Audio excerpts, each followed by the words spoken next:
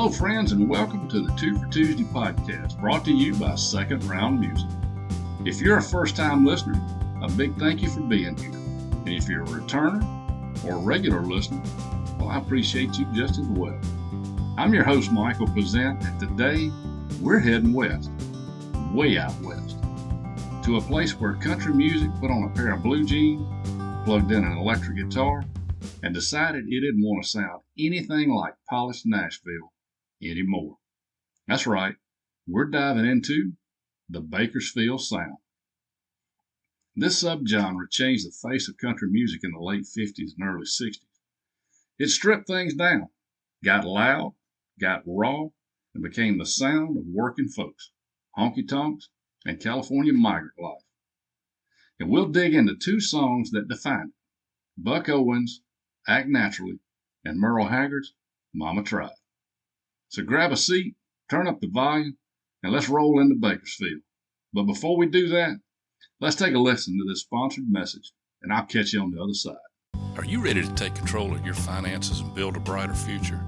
Are you sick and tired of being sick and tired, feeling broke all the time? My name is Michael Pezent, a certified master coach, and I created Second Round Financial to provide personalized financial coaching based on the proven principles of Dave Ramsey's 7 Baby Steps. Our services include, but are not limited to, one-on-one financial coaching through Zoom conference or face-to-face, budgeting strategies, debt reduction plans, emergency fund creation, retirement planning, and investment guidance. Well, why choose us? Because we believe in empowering our clients with the knowledge and tools they need to achieve financial peace. With our guidance, you'll gain clarity over your financial situation, develop a realistic and achievable plan, and experience hope and confidence in your financial future. I have over 15 years experience teaching and guiding families in the Ramsey principles, along with a degree in finance and work experience in the banking and insurance industries. So let's get started today. Go to secondroundfinancial.com and click Book Now to schedule your free consultation today. To understand Bakersfield, you got to look at both geography and culture.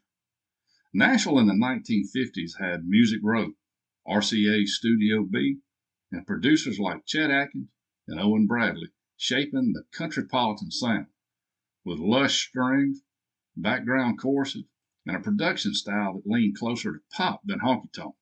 It sold records, no doubt, but many country musicians and fans felt it smoothed the rough edges right off the jump. Meanwhile, Bakersfield, California was something entirely different. This wasn't a recording hub. It was a farming town in the San Joaquin Valley, home to thousands of Dust Bowl migrants who fled from Oklahoma, Texas, and Arkansas during the 1930s. Now, they brought their fiddles, gospel harmonies, and honky-tonk barroom songs west with them. And by the 1950s, the second generation, kids who grew up in labor camps and oil towns, well, they were ready to make their own kind of music. And that music found its incubator in Bakersfield clubs. Clubs like the Blackboard Cafe, which became the epicenter of rowdy weekend nights. Places like Trout's, Lucky Spot, and Rainbow Gardens, where working class crowds wanted dance music they could hear over the clinking of bottles and the roar of conversation. Because of those loud rooms, Bakersfield musicians plugged in.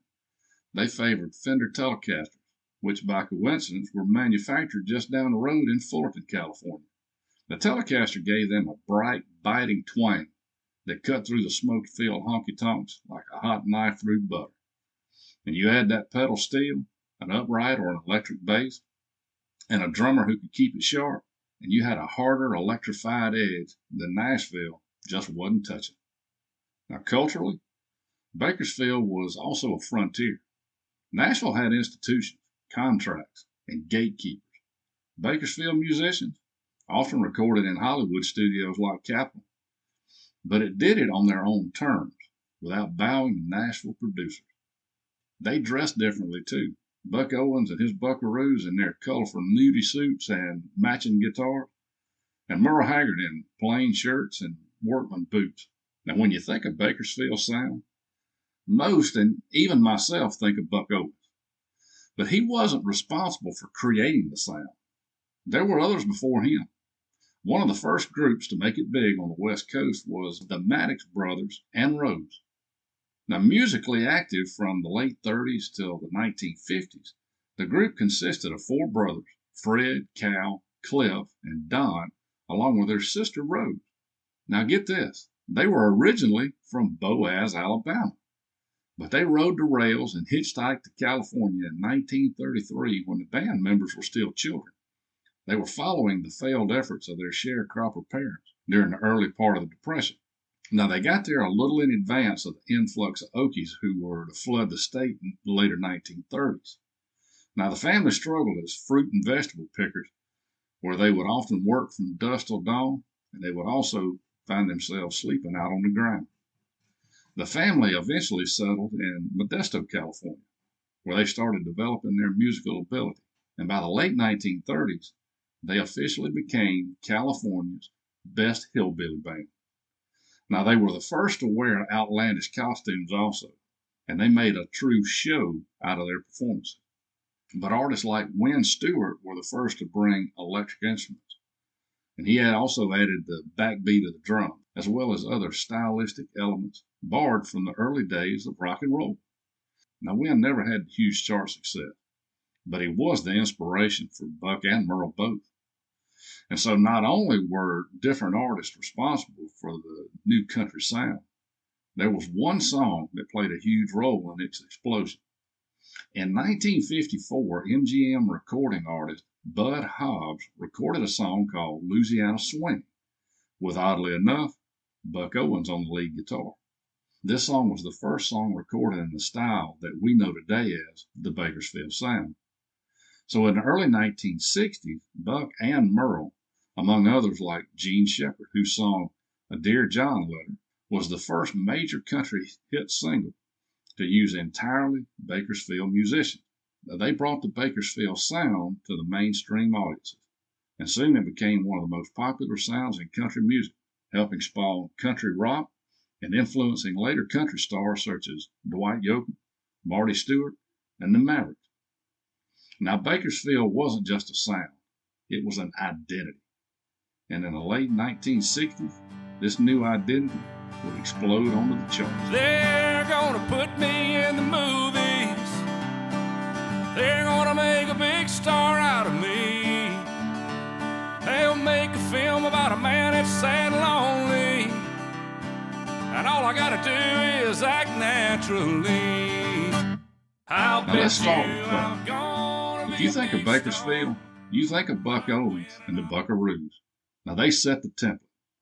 Act Naturally was released in 1963, and it's the perfect example of the Bakersfield Sound. Now, the song was written by Johnny Russell and Vonnie Morrison. The song almost didn't make it to Buck. Russell pitched it around Nashville, but nobody bit. And Buck's guitarist, Don Rich, well, he heard it, and he brought it back to Buck. So Buck recorded it at Capitol Records. Now, musically, Act Naturally has everything Bakersfield stood for. That Telecaster twang from Don Rich's lead guitar, snappy shuffle rhythm, a honky-tonk dance groove, and plain-spoken vocals from Buck. No strings, no polish, just honest delivery. And the lyrics? Oh yeah, they're tongue-in-cheek. A man's heartbroken, but he jokes that Hollywood should hire him to play the role of a sad, lonely guy, because he'll just act naturally. It's funny, it's relatable, and it's working class to the core. Recording-wise, Buck kept it lean, and he hated overproduction, insisting his songs sound like what the band could do live at the Blackboard Cafe, their Bakersfield home base. In chart history, well, Act Naturally hit #1 on the Billboard Country Singles chart in July 1963. And it became Buck's first #1 hit, and it opened the floodgates for his career.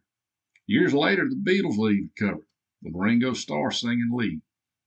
And it tells you just how far the Bakersfield Sound reached.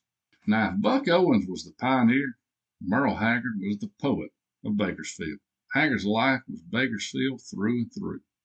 Born in Oildale, California, right next to Bakersfield, he was the son of Dust Bowl immigrants from Oklahoma, and his childhood was tough. His father died young, and Merle spent time in reform school and even served time in San Joaquin prison. And we'll talk more about Merle's life and career later for sure. But that rough start shaped his writing, and his songs were honest, often autobiographical, and always reflective of struggles of working class America. And that's one of the things that made Merle so popular. And I turned 21 in prison, doing life without parole. No one could steer me right, but Mama tried to raise me better, but her pleading out at night, that leaves only me to blame, cause Mama tried. Now, Mama Tried was released in July of 1968, and this is one of Merle's most iconic songs, and one of the defining tracks of the Bakersfield Sound. Haggard wrote it himself, drawing directly from his own life story. The lyrics tell of a young man who turns to crime despite his mother's best efforts to guide him right. Mama Tried isn't just a song, it's a confession of regret and a tribute all wrapped together. Now, composition-wise, the song is classic Bakersfield. Now, recording took place at Capitol Records in Hollywood, but Haggard made sure the production stayed raw, not slick. Now, he wanted it to sound like the music he grew up hearing in Bakersfield bars. So in my research of this song, I ran across an interview with Merle on a website by the name of Blue Railroad. So I'm going to read you an excerpt from this interview. And it says, quote, "We recorded it in 1968 at Capitol in Hollywood. Ken Nelson and Fuzzy Owens produced. We did a good job. That record still sounds unique. It starts with James Burton on a dobro fingerpicking. I was trying to land somewhere in between Peter, Paul, and Mary and Johnny Cash. So we started with folky guitar and a lot of vocal harmony sung by Bonnie Owens and Glen Campbell. Glen played rhythm guitar and sang a tenor harmony. Everything else was done in one take, singing live in the studio with the band." Now I'm going to skip ahead in the interview. Merle goes on to say, and quote, "It's my arrangement. I told James, and brackets Burton, to try the finger picking to bring us into tempo, and we'd get the best musicians there were. James Burton was the best guitarist, so we went with Burton. Glen Campbell was part of the group, and Jimmy Gordon on the drums, Jerry Ward on electric bass, Norman Hamlet on steel guitar. So there you go. That's right from the creator's words." Now, Mama Tried hit #1 on the Billboard Hot Country Singles chart in August of 1968, and it stayed there for 4 weeks. It went on to win the Grammy Hall of Fame award decades later, and has been covered by countless artists. From the Grateful Dead, bluesman Albert Lee, Jim Croce, Conway Twitty, R&B legend Percy Sledge, and all the way to outlaw country singers Waylon and Willie. Hey guys, thank you for listening today, and I hope you're enjoying this podcast. If you are, please subscribe or follow the podcast, click the like button, share it with other music lovers, and please consider giving it a 5-star rating so we can reach a bigger audience. Now back to the show. So what's the legacy of Bakersfield today?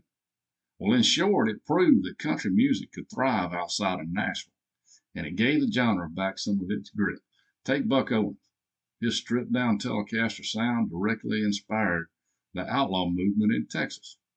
Waylon Jennings and Willie Nelson both credited Bakersfield rebels for showing them that you don't need to bow to the Nashville system to reach an audience. Merle Haggard took it further by weaving working-class stories into his songs, prison ballads, Okie identity, and blue-collar pride.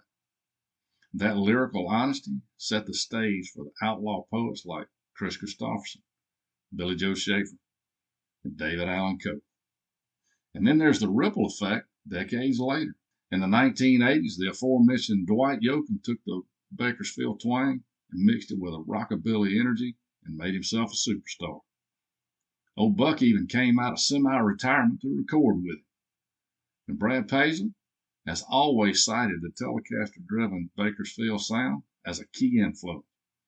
And if you listen to the Red Dirt and Americana acts, bands like Turnpike Troubadours, or now you guys help me on this one now because I'm not familiar with this guy. I don't know if I'm saying his last name right. It's either Jason Isbell or Isbell. Y'all let me know in the comments. But you can still hear the echoes of that raw and barroom-born edge. Even rock and roll bands took notice. We mentioned earlier that the Beatles recorded Act Natural. The Grateful Dead performed Mama Tried hundreds of times in their concerts. And Creedence Clearwater Revival, well, with their swampy guitar sound, were spiritual cousins to the Bakersfield Band. And in the big picture, Bakersfield proved country music could be just as rebellious and authentic as rock and roll. It's a reminder that the genre has always been a conversation between polish and grit, city and country, Nashville and the rest of America. And today, when a Telecaster kicks off a hard driving shuffle, you can still feel Bakersfield in the room. Well, that's going to wrap it up for today's deep dive into the Bakersfield Sound, highlighted by two legendary songs, Buck Owens' Act Naturally and Merle Haggard's Mama Tried. Both tracks showcase why Bakersfield mattered. It was real, it was raw, and it was spoken straight from the heart of working class people. So thanks for joining me here on the Two for Tuesday podcast, brought to you by Second Round Music. And if you enjoyed this episode, don't forget to subscribe, share it with your fellow music-loving friends, and leave a review. And next week, we'll keep the country music history rolling with another pair of classics. But until then, hey, remember, we love you and we need you. Keep it twangy, keep it true. And I'll catch you down the road. God bless you.